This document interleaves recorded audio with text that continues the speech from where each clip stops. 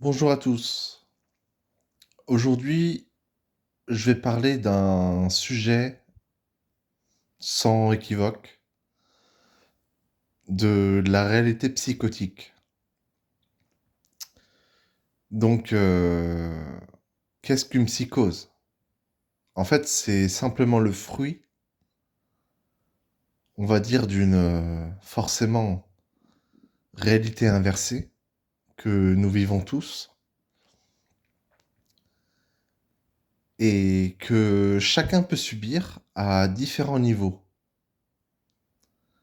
Donc forcément, dans le livre de Jerry Marzinski, très intéressant, qui décrit le phénomène des voix, en fait, ce ne sont pas des hallucinations auditives, comme certaines personnes peuvent percevoir une certaine réalité. Donc moi, quand je décris pour ma part, et dans la réalité consensuelle de tous, holographique, mais c'est vraiment une réalité disproportionnée et distorsionnée. Donc, les personnes qui perçoivent ça, non seulement ça vient d'entités qui les possèdent, en fait, consciemment ou inconsciemment, parce qu'il y en a beaucoup, en fait, qui voilà, malheureusement, pour chacun de ces personnes, chacune de ces personnes, sont complètement leurrées par une fausse lumière. Donc, en fait, eux, ils perçoivent la médiumnité d'une façon tout autre. Et c'est là toute la problématique, en fait. C'est que qu'est-ce qui est vrai? Qu'est-ce qui est faux? Qu'est-ce qui est réel? Qu'est-ce qui est irréel? C'est là toute la complexité de la chose, parce que si vraiment on veut approfondir le sujet, dans le livre de Jerry Marzinski, il décrit dans son livre que je vais faire un petit descriptif pour la personne. C'est un ancien, on va dire, il était dans la thérapie psychologique et il fréquentait des prisonniers, des patients dans des hôpitaux. Et plusieurs fois, ce qui lui arrivait, c'est que quand il rencontrait des patients donc dits schizophréniques qui communiquaient avec leur voix, le problème, c'est que dès que la personne entrait en contact, la personne schizophrénique, c'est qu'elle lui transmettait des messages que lui-même y pensait. Et il répondait aux questions que lui-même y pensait. Donc, forcément, Jerry Marzinski, il a dû se poser des questions. Il a dû se dire, mais il y a des choses qui sont tellement évidentes dans la vie. Il y a des choses qui sont tellement, voilà, ça relève de l'évidence, en fait. Et il décrit dans ce phénomène de voix intrusive, euh, comme une, voilà, comme je disais, une évidence que ces voix sont vraiment réelles. Mais encore une fois, pour dire précédemment, qu'est-ce qui est réel, qu'est-ce qui est irréel? C'est ça aussi la chose. Parce que comment prouver quelque chose que les autres ne perçoivent pas? Quand je dis les autres, c'est bien le commun de l'humanité qui n'arrive pas à vraiment comprendre tout ce qui se passe, les choses, même si, je pense, beaucoup de personnes agissent consciemment ou inconsciemment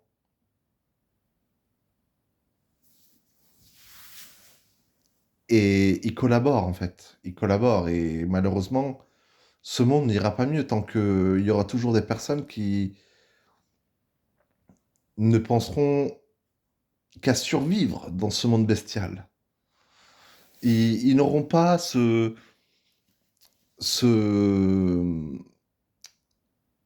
on va dire, cette humanité en eux, même si ça se travaille, hein, bien entendu, hein, ça se travaille. C'est tout un approfondissement de soi.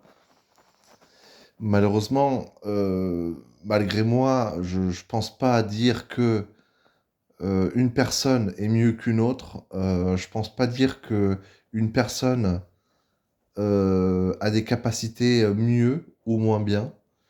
Chaque personne est comme il est. Et c'est important de respecter ça. Parce que malgré qu'il y ait des personnes qui vivent des souffrances, bien que je peux comprendre la souffrance, euh, c'est important de se tourner vers des personnes qui puissent bien nous comprendre et surtout dans l'entraide. Parce que de nos jours, malheureusement, c'est clairement voilà quoi, c'est c'est un nivellement par le bas et malheureusement nous sommes tous happés vers le bas en fait dans cette structure énergétique. Et c'est quand même fondamental de pouvoir, on va dire, se surélever à notre niveau, dans notre individualité, même s'il y a une certaine forme d'unité, parce que l'unité humaine, c'est clairement possible, mais il y a beaucoup d'obstacles en fait. Comme moi je dirais, et beaucoup de personnes le pensent, c'est que la route est longue et parsemée d'embûches. Et c'est vrai que ce que nous vivons tous, c'est un jeu matriciel, intemporel, en fait, avec la distorsion du temps, la distorsion des lignes de temps. Mais quand même, il faut recalibrer ça. Il faut savoir avoir son juste niveau pour pouvoir mieux expérimenter la matière et pouvoir mieux s'exfiltrer. C'est tout là le but, hein. Parce que des fois, parfois, faut prendre des risques pour mieux se surélever. Parce que sinon, si on se lance pas au galop, il y aura jamais de réalité possible dans cette réalité consensuelle, là. Chacun vivra sa propre fréquence en faisant abstraction à certaines choses et en rejetant certaines. Et je pense qu'il faut pas rejeter non plus le bébé avec l'eau du bain, faut quand même voilà, faire la part des choses. Parce que dans ce monde, c'est un monde cruel, je peux comprendre, mais on a le droit de vivre notre propre bonheur, on a le droit d'être heureux, on a le droit de se faire plaisir aux autres. C'est même plus un choix, en fait. C'est une qualité de vie. Et quand beaucoup de gens choisissent la qualité ou la quantité, ils font un choix. Mais ceux qui veulent la quantité, est-ce qu'ils seront mieux avec de la quantité ou ils seront moins bien avec de la qualité? Et je retourne cette conclusion inversatrice, inversée quoi. Est-ce que on fait les bons choix pour soi ainsi que pour ses proches? Parce que ceux qui entendent des voix, c'est clairement des personnes qui entendent des entités, hein. Et on le voit avec les médiums, hein.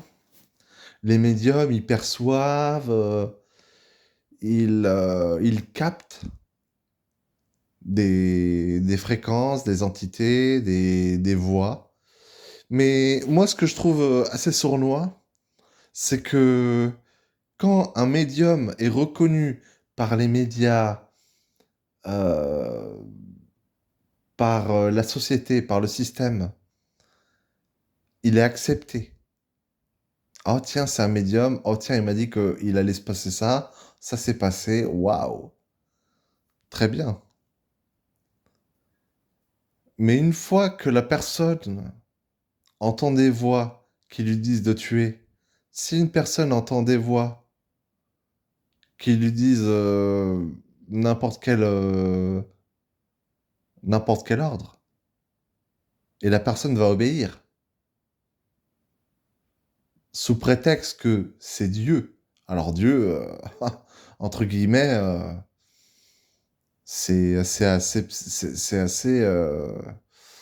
subjectif, hein, parce que sous prétexte que d'une création quelconque, parce qu'il n'y a pas que ce monde, il y en a plusieurs, des milliards même, je dirais, qu'ils lui disent de faire quelque chose contre son gré, au malgré elle, eh bien la personne sera obligatoirement considérée comme psychiatrique. Pourtant, ça vient d'entité la même chose qu'un médium. Parce que quand on est incarné ici, à mon sens, hein, bien entendu, il y a tout un cheminement et il y a de l'interférence partout. Il y a des lignes de temps qui se modifient et chacun a sa propre perception des choses. C'est comme si on voit un angle et on le perçoit d'une manière différente ou d'un autre côté. Eh bien, c'est absolument la même chose. Et puis, il y a tout un contrôle de l'âme aussi, qui vise à renforcer l'individu dans la matière, petit à petit, peu à peu, pour euh, renforcer son contrat d'âme au niveau éthérique dans l'astral. Donc ça, c'est très problématique. Parce que si on s'en réfère aux annales akashiques, c'est absolument la même chose. C'est rempli d'entités, même s'il y a de la mémoire, hein. Parce que ce que font ces médiums, ce que font ces personnes schizophrènes, c'est que du résidu astral, en fait. C'est des résidus et ils obtiennent l'information, ils peuvent la retransmettre.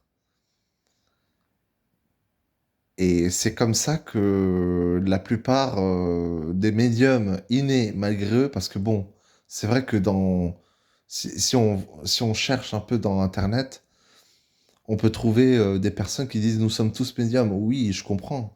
Mais d'un côté, euh, même si nous sommes tous médiums, je veux dire, on peut avoir cette intuitivité, cette intuition. Mais on peut aussi avoir son propre libre arbitre. On peut aussi, voilà, faire de sa création, voilà, tout ce qui est possible, l'infini des possibilités. C'est vraiment l'infini, l'infiniment petit comme l'infiniment grand. Il n'y a pas de limite. Tout est énergie, tout est fréquence, tout est vibration. On peut que comment on dit superar? On dit, voilà, élever, mais pas dans la supériorité, pas s'élever dans la supériorité ou comme les maîtres ascensionnés ou tout ça. Non, non, non, non, non. C'est vraiment, voilà, changer la donne et l'adapter à sa propre, vibration, en fait. Tant que ça résonne avec toi, c'est bon, quoi. Tu peux tu peux évoluer en conscience. Tu peux vraiment dépasser tes faiblesses. Et ça, c'est pas du développement personnel, hein, attention, hein. C'est vraiment quelque chose de factuel, hein, que les gens peuvent se rendre compte. Mais malheureusement, même si les personnes peuvent, percevoir, je veux dire des entités ou des images ou des voix, c'est vrai qu'il y a quelque chose de plus subtil, comme le subliminal, comme, les peintres qui je sais plus si c'est Léonard de Vinci ou je pense, ouais. Et qui décrivaient ça, quoi, qui ils mettaient du subliminal dans leur, peinture. Il y a des vestiges de non seulement d'anciennes civilisations, comme d'ancienne humanité, qui nous ont laissé, comme on dit en espagnol, des legados, des voilà, des choses qui nous ont laissé pour nous rendre compte, pour qu'à notre niveau, nous percevons des choses et qu'il y ait cette petite étincelle au fond de nous. Il y a cette petite étincelle qui nous permette de comprendre un peu le fonctionnement de la base de ce monde, de cette réalité et de l'univers. De l'univers finalement.